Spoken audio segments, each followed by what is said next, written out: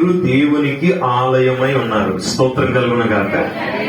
అంటే దీన్ని చర్చి అంటారు, తెలుగులో దేవాలయం అంటారు కదండి, దేవాలయం. ఇప్పుడు ఇది ఎవరు కట్టించారు?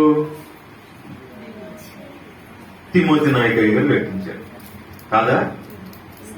మీరే కదండి, వాళ్ళే ఏం మాట్లాడరే.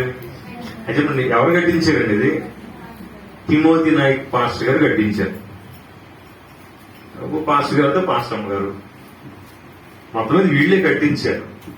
ఇప్పుడు ఈ 4 గోడలు, ఈ పైకప్పు, ఇవన్నీ కూడా జాగ్రత్తగా ప్రార్థనాపూర్వకంగా దేవుడిచ్చిన సహాయం మేరకు వీరు కట్టుకున్నారు చక్కని మందిరం. ఇప్పుడు దేహమే దేవాలయం అయితే ఈ దేహాన్ని ఎవరు కట్టారు? ఎవరు కట్టారండి?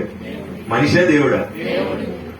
ఇప్పుడు మనుషులు కట్టింది గొప్పదా, దేవుడు కట్టింది గొప్పదా? అవునా కదా?